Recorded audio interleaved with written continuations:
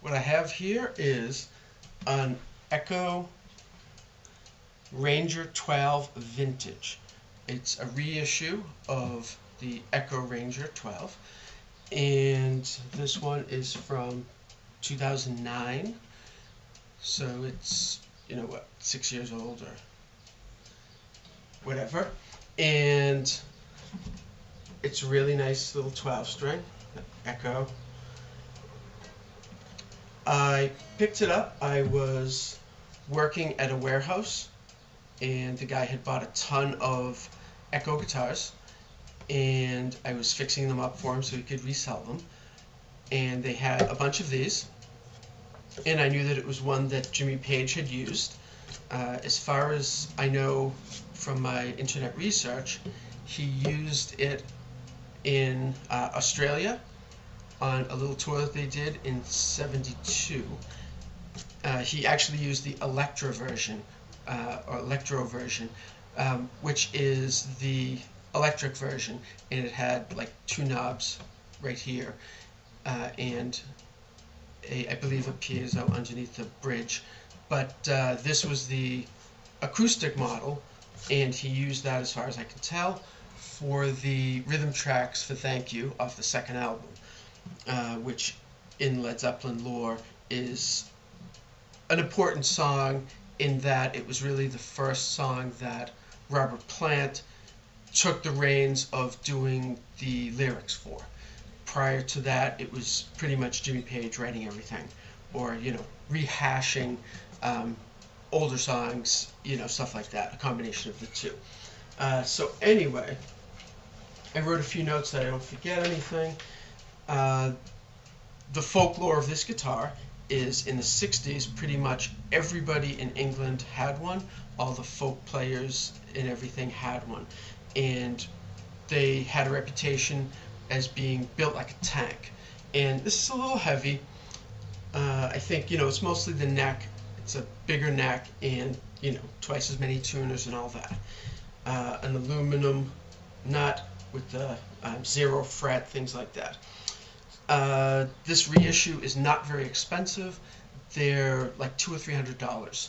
So I picked this one up fairly cheap. And what I did was I played a few. In this one I really liked the neck on it, but the bridge was lifting up. So I was unhappy with that. But, you know, what can you do? I figured I could fix this. It's a loud guitar.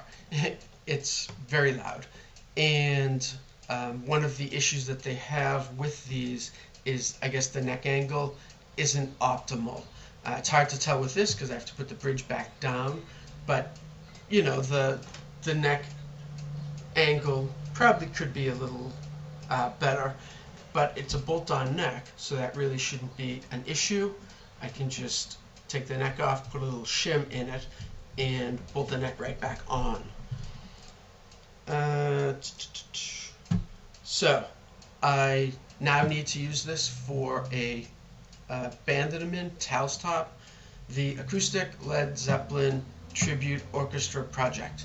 So the acronym is Tal's Top, and I have to fix the bridge. So the first thing I'm going to do is take the strings off and tape around the bridge just to protect the top a little bit. I'm going to put on thinner strings, thinner gauge.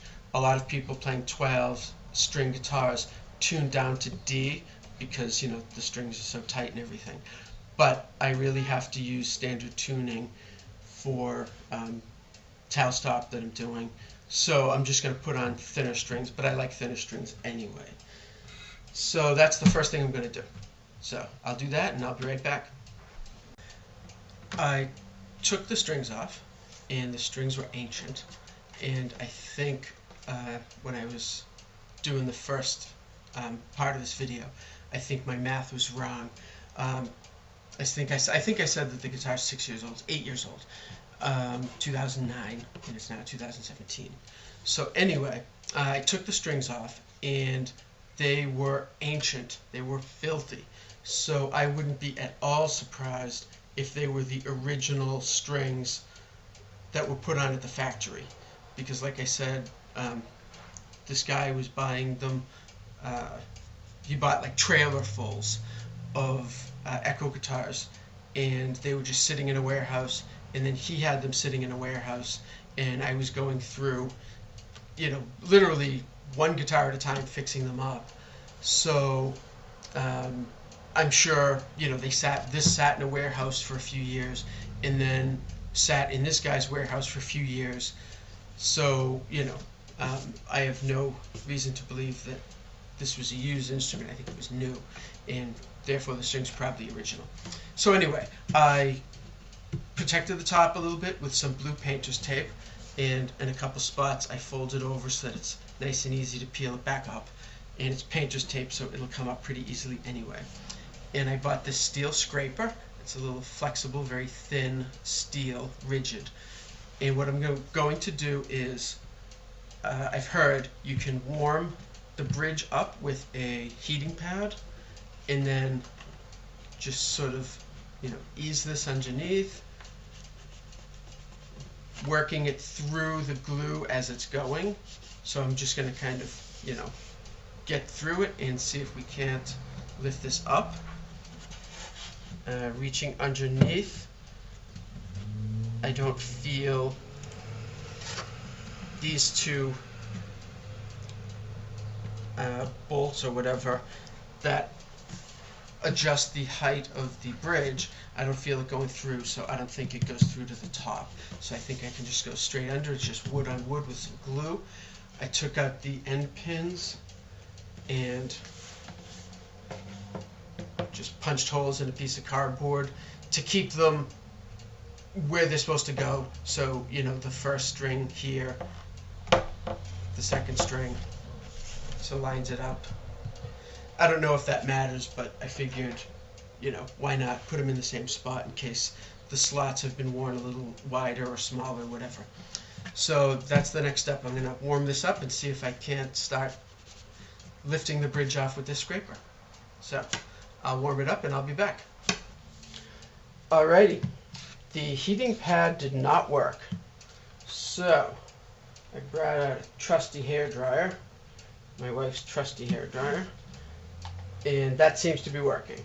So I have the scraper in vice grips so I can get a good handle on it, and what I'm doing is heating up from the edges and working inwards, and it's slowly releasing the glue.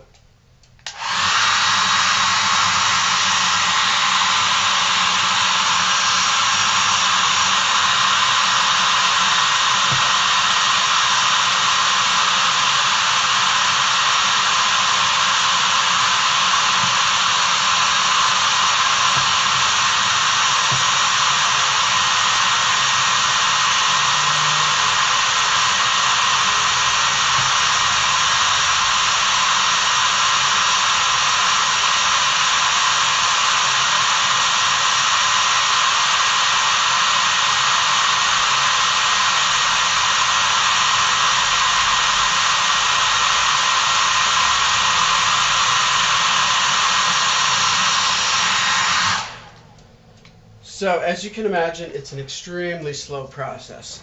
I've been working on it for about 20 minutes with the hairdryer, and it's very slowly coming up. But what I'm doing is I slip this underneath, heat this section. If I pull the scraper out a little bit, let the scraper heat up, that seems to help a bit because, the metal conducts the heat.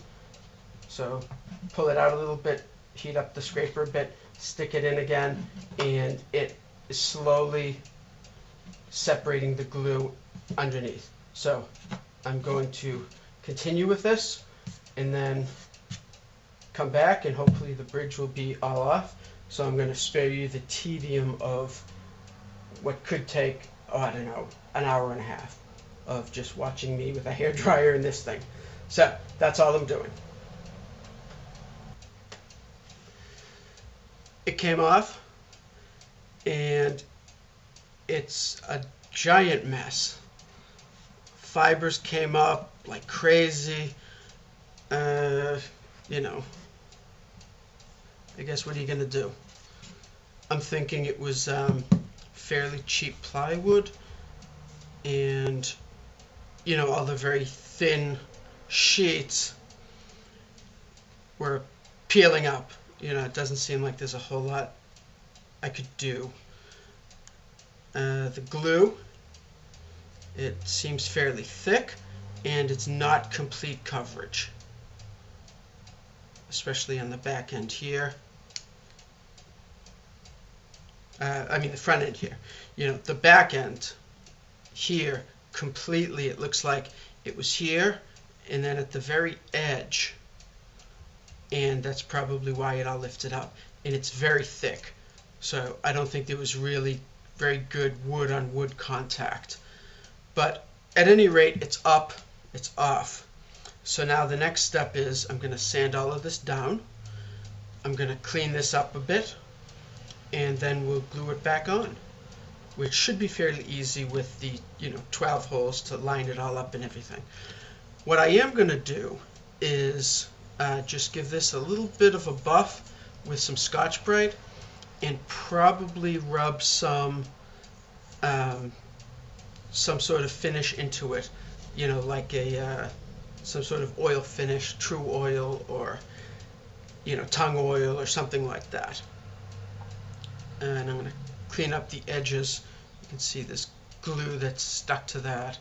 So I'm going to do all of that and then let this dry after I put a little finish on it, and we'll be back tomorrow to sand this off, because if I'm going to finish it, I don't want to sand this and then finish and get some finish on the back of it, because that will not help it to glue on very well. So that's what we're going to do, and we'll be back tomorrow to glue this on. It took a lot longer than expected. It was well over an hour. And one thing that you definitely want to do when you're working this under, if you start hearing, I was heating it with the hairdryer and then working it under a bit, because it was really hard holding the hairdryer and doing this. So heat it up and then work this under.